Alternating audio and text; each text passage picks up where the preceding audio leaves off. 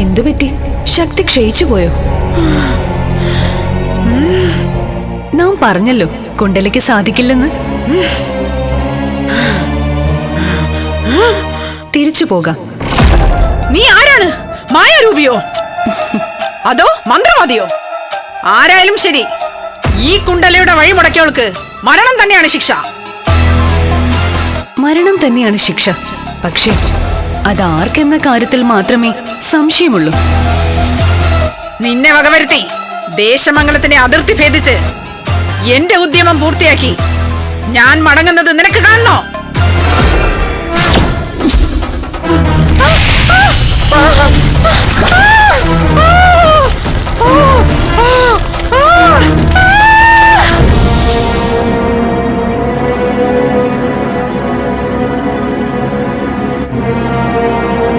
തമ്പുരാൻ, അങ്ങെന്താ കാണണമെന്ന് പറഞ്ഞത്?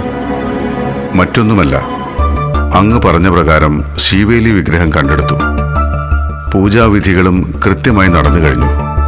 പക്ഷേ വിഗ്രഹം പ്രതിഷ്ഠിക്കുന്നതിനെ കുറിച്ച് അങ്ങൊന്നും തന്നെ പറഞ്ഞില്ല. ഇനിയും തടസ്സങ്ങൾ എന്തെങ്കിലും? ചെയ്തതെല്ലാം കൃത്യമാണ്, പക്ഷേ പൂർണ്ണത എത്തിയിട്ടില്ല. അതിന് എന്താണ് വേണ്ടത്? അത് നമുക്കും അറിയില്ല. ചിലപ്പോൾ ദേവിയുടെ അരുളപ്പാടുണ്ടാകാം, അല്ലെങ്കിൽ ഒരു സ്വപ്ന ദർശനം, അതുമല്ലെങ്കിൽ മറ്റെന്തോ. എന്റെ മനസ്സ് പറയുന്നത് നാളെ പ്രഭാതത്തോടെ അത് തെളിഞ്ഞു വരുമെന്നാണ്. ആപത്ത് എന്തെങ്കിലും മുന്നിലുണ്ടോ? ഇനിയോ? ഒരിക്കലുമില്ല തമ്പുരാൻ. നാം പറഞ്ഞല്ലോ, എന്തോ ഒന്ന് ചേരാനുണ്ട്. അങ്ങ് പോയി സുഖനിദ്ര പ്രാപിച്ചോളൂ. നാളെ പ്രഭാതത്തിൽ കാണുമ്പോൾ ഇതിനുത്തരമുണ്ടാവും. മനസ്സിനൊരു സമാധാനമുണ്ട്. എങ്കിലും ഒരു കോണിൽ. ചെല്ലു തമ്പുരാൻ, നന്നായി ഉറങ്ങൂ. പ്രഭാതം അങ്ങേക്കുള്ളതായിരിക്കും.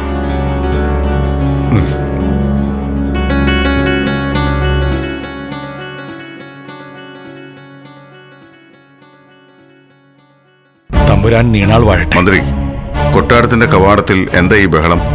ക്ഷമിക്കണം തമ്പുരാൻ, കാനനവാസികളായ കുറെ പേർ കൊട്ടാരവാതിൽക്കൽ എത്തിയിരിക്കുന്നു. സേവകർ തടഞ്ഞിട്ടും അവർ ബഹളം വെച്ചുകൊണ്ടിരിക്കുകയാണ്. എന്താണ് അവരുടെ ആവശ്യം?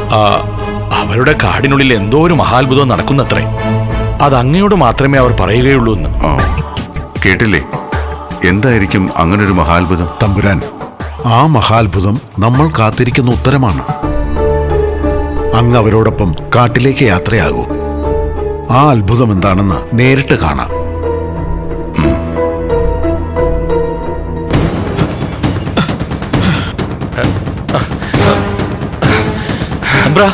വാ തമ്പ്ര,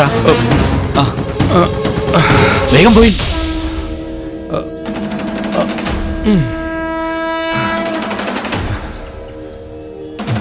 തമ്പ്ര വന്നോളി,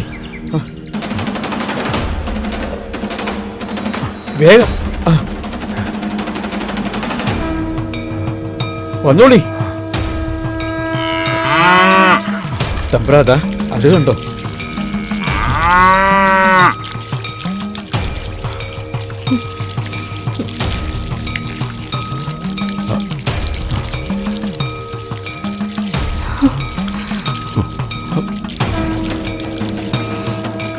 അത്ഭുതം, മഹാത്ഭുതം. എന്റെ ശ്രീപരമേശ്വര, കൈലാസ ഭഗവാനെ. കാടിന്റെ ഈ ഭാഗത്തേക്ക് നമ്മളാരും അധികം വരാറില്ല തമ്പ്ര. 2 ദിവസം മുമ്പ് വഴിതെറ്റിപ്പോയ ഏങ്കട കിടാത്തമാര് തേടി വന്നപ്പോഴാ ഞങ്ങൾ ഈ കാഴ്ച കണ്ടേ. പിറ്റേന്ന് നമ്മൾ വന്നു, അപ്പോഴും ഇതേ കാഴ്ച. ഇങ്ങനൊരു കാഴ്ച ജമ്മത്ത് കണ്ടിട്ടില്ല തമ്പ്ര.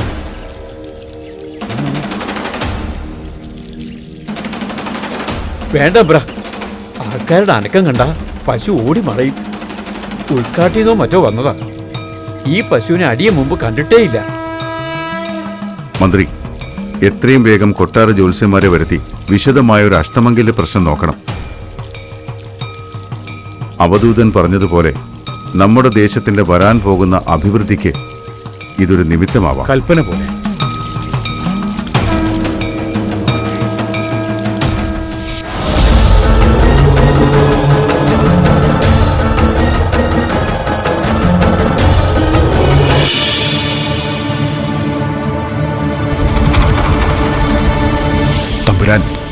ഇതുവരെയുള്ള ലക്ഷണങ്ങളെല്ലാം തന്നെ ശുഭമാണ്.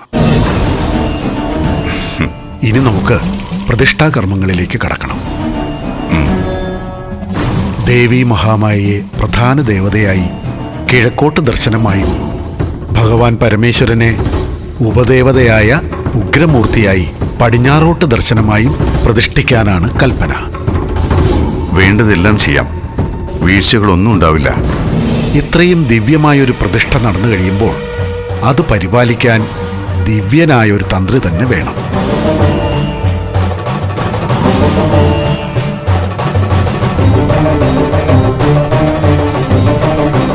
അങ്ങനെ ഒരാളെ കണ്ടെത്തേണ്ടതുമുണ്ട്.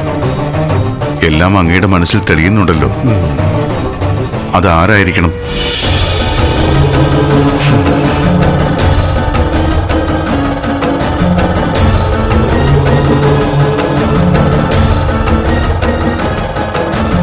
ദേശം വടക്കാണ്. നാമം വിഷ്ണു ഭഗവാന്റേത്. നക്ഷത്രം ആയില്യം. നക്ഷത്രക്കാരൻ ഒരു വിഭാര്യനാണെന്നാണ് സൂചന. വടക്ക് ദേശത്ത് അങ്ങനെ ഒരാളെ എനിക്കറിയാം.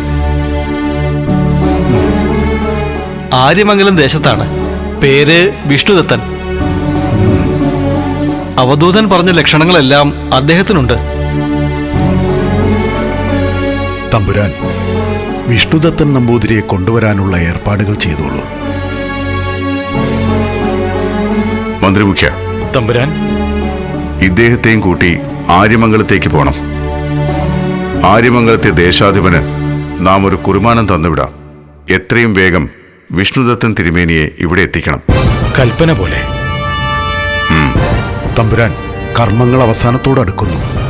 ഇനിയെല്ലാം വിഷ്ണുദത്തൻ നമ്പൂതിരി വന്നതിന് ശേഷം. പ്രതിഷ്ഠാദിനത്തിന് സമയം നിശ്ചയിച്ചു കഴിഞ്ഞു. ഇപ്പൊ തന്നെ അങ്ങ് നമ്മോടൊപ്പം പുറപ്പെടുകയാണെങ്കിൽ. ക്ഷമിക്കണം, വരാനിപ്പോ ഒരു നിർവാഹമില്ലെന്ന് തമ്പുരാനെ അറിയിക്ക. നാം ഇത്രയൊക്കെ പറഞ്ഞു മനസ്സിലാക്കിയിട്ടും നാടിന്റെ അവസ്ഥയിൽ ദുഃഖമുണ്ട്. പക്ഷേ നമ്മെ കൊണ്ട് കഴിയില്ല. കണ്ടുവല്ലോ ഇവിടുത്തെ അവസ്ഥ എന്താന്ന്. ഈ കൈക്കുഞ്ഞിനെ മറ്റൊരാളെ ഏൽപ്പിക്കാനും പറ്റില്ല. ഓ കുഞ്ഞിനെയും കൂട്ടി ഒരു യാത്രയും സാധ്യമല്ല. അവധൂതൻ ലക്ഷണപ്രകാരം കണ്ടെത്തിയ ഒരാളെ രാജ്യത്തിന്റെ മുഴുവൻ മര്യാദയും കൊടുത്ത് കൂട്ടിക്കൊണ്ടുവരിക എന്നാണ് തമ്പുരാന്റെ കൽപ്പന. ഒരുപക്ഷെ അതല്ലായിരുന്നുവെങ്കിൽ. പിടിച്ചു കെട്ടി കൊണ്ടുവരാനാണ് കൽപ്പനയെങ്കിൽ ഈ നിമിഷം അത് സംഭവിക്കുമായിരുന്നു. അങ്ങനെയൊന്നും സംസാരിക്കാതിരിക്കൂ. നാം പറഞ്ഞത് നമ്മുടെ അവസ്ഥയാണ്.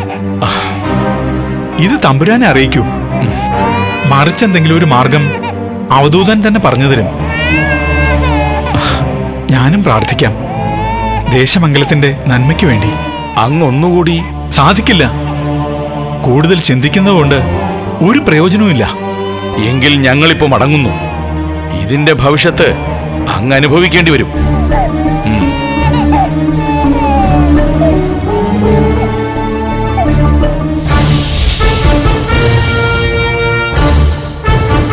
തമ്പുരാൻ നീണാൾ വാഴട്ടെ.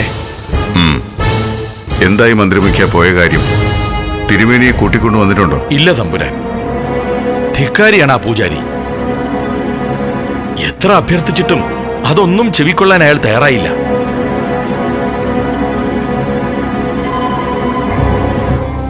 അങ്ങ് അനുവദിച്ചാൽ അവിടുത്തെ നാടുവാഴിയോട് പറഞ്ഞ് ഇന്ന് സന്ധ്യയ്ക്കകം അയാളെ പിടിച്ചുകെട്ടി ഇവിടെ എത്തിക്കാൻ സാധിക്കും.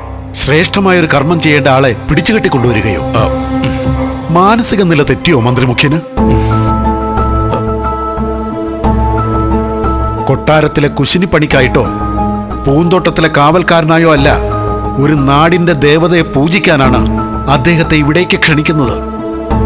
അതും ദേവീ മഹാമായ തന്നെ ലക്ഷണം കാണിച്ചു തന്ന ഒരാളെ. സ്വാമി, പിന്നെന്താണൊരു മാർഗം?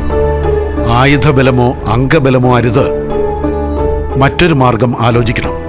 ഏട്ടൻ തമ്പുരാനെ, കുഞ്ഞിന്റെ കാര്യത്തിലുള്ള തീവ്രമായ ഉത്കണ്ഠയാണ് അദ്ദേഹത്തിന്റെ വരവിന് തടസ്സമെന്നാണ് എനിക്ക് തോന്നുന്നത്. ഒരുപക്ഷെ അതിന് ഒരു ഉറപ്പ് കൊടുക്കാൻ കഴിഞ്ഞാൽ നമ്മുടെ ആവശ്യം അദ്ദേഹം പരിഗണിക്കുമെന്നാണ് എനിക്ക് തോന്നുന്നത്. അതിനിപ്പോ നാം എന്ത് ചെയ്യണമെന്നാണ് പഞ്ചമി പറയുന്നത്? അങ്ങും സ്വാമിയും അനുവദിക്കുമെങ്കിൽ ഞാനൊന്ന് അദ്ദേഹത്തെ പോയി കാണട്ടെ. ഒരുപക്ഷെ കുഞ്ഞിന്റെ കാര്യങ്ങൾ വീഴ്ചയില്ലാതെ ഞാൻ തന്നെ നോക്കാമെന്ന് ഉറപ്പുകൊടുത്താൽ അദ്ദേഹം വരാൻ തയ്യാറാകുമെന്നാണ് എന്റെ മനസ്സ് പറയുന്നത്. പോയി വരട്ടെ. സ്വന്തം നാടിനു വേണ്ടി എല്ലാവർക്കും അവരവരുടേതായ കർത്തവ്യങ്ങൾ ചെയ്യാനുണ്ടല്ലോ. അങ്ങയുടെ അനുജത്തിക്കും അതിനൊരവസരമാകട്ടെ. എങ്കിൽ പോയി വരൂ. അദ്ദേഹത്തിന് വേണ്ടി എന്ത് സൗകര്യമൊരുക്കാനും ദേശമംഗലം തയ്യാറാണെന്ന് അറിയിക്കൂ. ഒരു ശുഭവാർത്തയല്ലാതെ മറ്റൊന്നും നാം പ്രതീക്ഷിക്കുന്നില്ല. ഏട്ടൻ തമ്പുരാനെ, അങ്ങ് പേടിക്കണ്ട. എനിക്ക് നേർവഴി കാട്ടാൻ ദേവി മഹാമായയുണ്ട്.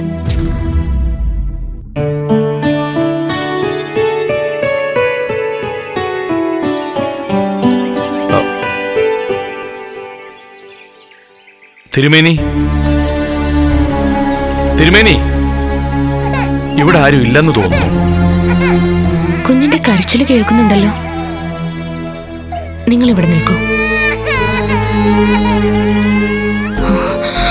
ഓ ഓ ഓ ഓ ഓ കരയല്ലേ? ഓ ഓ ഓ ഓ ഓ ഓ ഇല്ല ഇല്ല ഇല്ല ഇല്ല ഇല്ല. ഓ ഓ ഓ ഓ ഓ ഓ ഓ.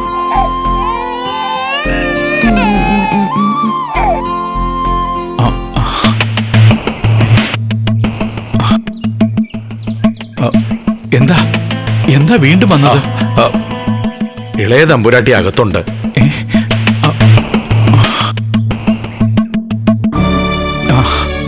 എന്താ എന്താ തമ്പുരാട്ടി? ക്ഷമിക്കണം, ഞങ്ങൾ വരുമ്പോ കുഞ്ഞ് കരയായിരുന്നു. അതുകൊണ്ടാ ഞാൻ ഇപ്പൊ സമാധാനായിട്ട് ഉറങ്ങി. ഞാൻ ദേശമംഗലം വാഴുന്ന തമ്പുരാന്റെ അനുജത്തിയാണ്. ഇന്നലെ മുതൽ കുഞ്ഞിനൊരു അസ്വസ്ഥതയുണ്ട്. വൈദ്യർ ചില മരുന്നുകൾ നിർദ്ദേശിച്ചിരുന്നു. അത് പറിച്ചെടുക്കാൻ ഇറങ്ങിയതാ ഞാൻ. തമ്പുരാട്ടി വന്നത് അങ്ങ് ദേശമംഗലത്തേക്ക് വരുന്നില്ല എന്ന് പറഞ്ഞതിൽ ഏട്ടൻ തമ്പുരാൻ കടുത്ത ദുഃഖത്തിലാണ്. ദേശമംഗലം നിവാസികൾ മുഴുവനും അനുഭവിച്ചു കൂട്ടിയ ദുരിതങ്ങൾ ചെറുതല്ല. ഇനിയൊരു തലമുറ ദേശമംഗലത്ത് ഉണ്ടാകുമോ എന്ന് പോലും ആളുകൾക്ക് സംശയമാണ്. ഈയൊരു പ്രതിഷ്ഠാ ചടങ്ങ് കൂടി കൃത്യമായി നടന്നില്ലെങ്കിൽ വരുന്നവരോടെല്ലാം നിഷേധം പറയുക എന്ന് പറയുന്നത് നമുക്കും ഇഷ്ടമില്ലാത്ത കാര്യമാണ്. പക്ഷെ എന്തു ചെയ്യാനാവും? ഞാൻ നിസ്സഹായനാണ്.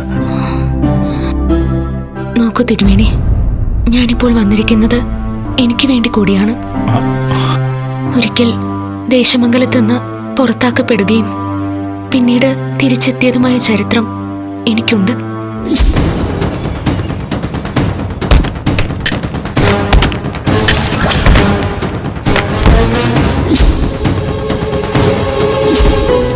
ഏട്ടൻ തമ്പുരാൻ വന്ന് ദേശമംഗലത്തേക്ക് എന്നെ കൂട്ടിക്കൊണ്ടു പോകുമ്പോൾ ഞാൻ കരുതിയത് ആ ദേശത്തിന്റെ സൗഭാഗ്യങ്ങൾ കണ്ണിറയെ കാണാൻ എനിക്ക് ഭാഗ്യമുണ്ടാവുമെന്നാണ്.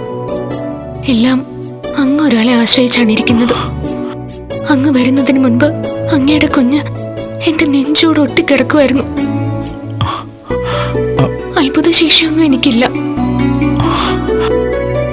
പക്ഷെ അങ്ങയുടെ കുഞ്ഞിനെ ഒരമ്മ പരിപാലിക്കുന്നത് പോലെ പരിപാലിക്കാൻ പറ്റുമെന്ന് എനിക്ക് വിശ്വാസമുണ്ട്.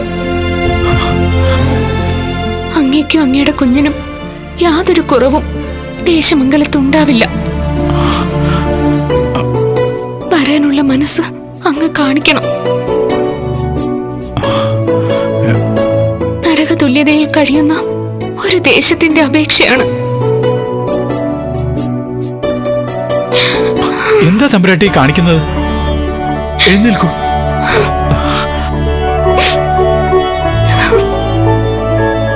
ഇനിയിപ്പോ നമുക്കെങ്ങനെ നിഷേധിക്കാനാവും? ഒരുപക്ഷെ ദേവി മഹാമായ നമുക്ക് വിധിച്ചിട്ടുള്ള നിയോഗം ഇത് തന്നെയാണെങ്കിലോ? തമ്പുരാനോട് സമ്മതം അറിയിച്ചോളൂ. ദേശമംഗലത്തിന്റെ ഭാഗ്യം.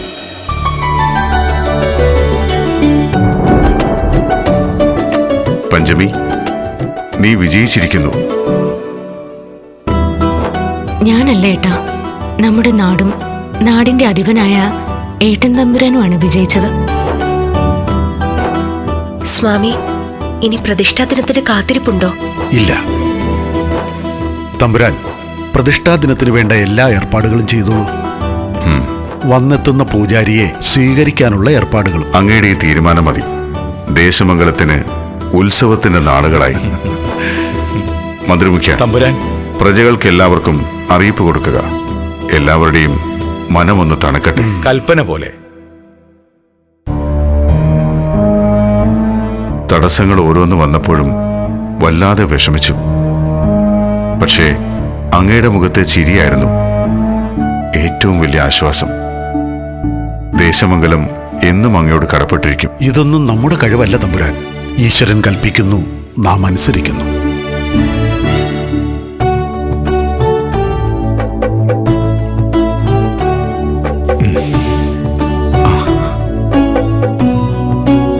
നമസ്കാരം.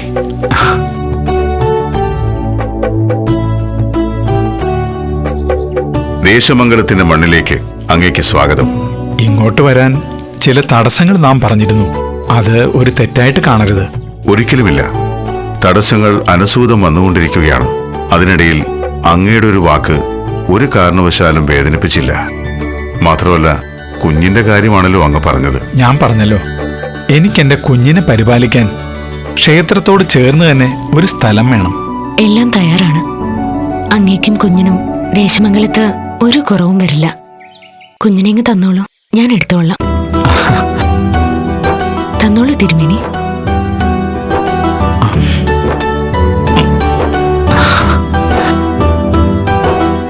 തിരുമേനി, അവധൂതൻ വന്നതിന് ശേഷമുള്ള എല്ലാ ലക്ഷണങ്ങളും ദൈവഹിതമെന്നാണ് ഞങ്ങൾ കരുതുന്നത്. അങ്ങേ ഇങ്ങോട്ട് അയച്ചത് ഈശ്വരനല്ലാതെ മറ്റാരുമല്ല. കണ്ടെടുത്ത വിഗ്രഹത്തെക്കുറിച്ച് പറഞ്ഞു കേട്ടു. കാലങ്ങളായി ദേവിയെ ഉപാസിക്കുന്നവനാണ് നാം. ഒരു നിയോഗം പോലെ ഇപ്പൊ ഇവിടെയും എത്തി. അങ്ങയുടെ പ്രതീക്ഷകൾ അസ്ഥാനത്താവില്ല. എങ്കിൽ വരൂ, നമുക്ക് നേരെ ക്ഷേത്രത്തിലേക്ക് തന്നെ പോകാം. അങ്ങേക്കായി എല്ലാവരും കാത്തിരിക്കുകയാണ്. ഈ പ്രായത്തിൽ ഞങ്ങൾക്കും ഒരു കുഞ്ഞുണ്ട്. മുതിരുമ്പോ അങ്ങയുടെ കുഞ്ഞിന് ഞങ്ങളുടെ കുഞ്ഞൊരു കൂട്ടായിരിക്കും. അങ്ങ് നടന്നോളൂ.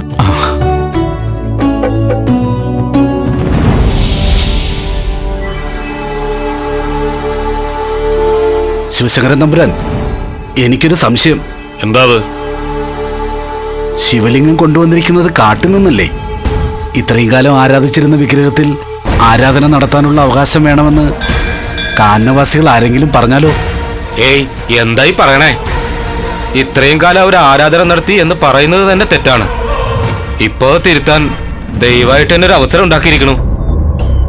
അല്ല, ബ്രഹ്മദത്തം തിരുമേനി ചോദിച്ചാലും കാര്യണ്ടേ? അങ്ങനെ ഒരു ആവശ്യം വന്നാ തമ്പുരാൻ അത് തള്ളിക്കളയാതിരിക്കാൻ പറ്റുമോ? ക്ഷേത്രാങ്കണത്തിലേക്ക് പ്രവേശിച്ചു എന്ന് കേട്ട പിന്നെ നമ്മളെല്ലാരും കൂടെ കൂട്ട ആത്മഹത്യ ചെയ്യേ വേണ്ടു.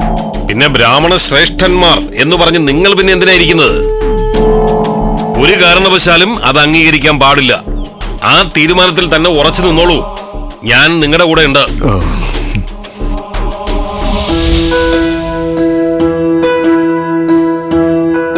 മുൻപെങ്ങും ഇല്ലാത്ത വിധം അങ്ങയുടെ മുഖം പ്രസന്നമായിരിക്കുന്നു. ഉണ്ടാവണമല്ലോ. ഇന്ന് ഈ പ്രതിഷ്ഠാകർമ്മം കഴിഞ്ഞാൽ ദേശമംഗലം സമൃദ്ധിയിലേക്കാണ്. ഇതുവരെ ദിനം ദിനം കരഞ്ഞവരുടെ മുഖം ഇനി പ്രസന്നമാവും. നാട് ഭരിക്കുന്ന തമ്പുരാന്റെ മുഖം പ്രസന്നമാവാൻ ഇതിലും കൂടിയ മറ്റെന്തെങ്കിലും ആവശ്യമുണ്ടോ? എല്ലാം ഐശ്വര്യമായി തന്നെ നടക്കും. പ്രതിഷ്ഠയ്ക്കുള്ള സമയമായില്ലേ? തമ്പുരാൻ വന്നാലും.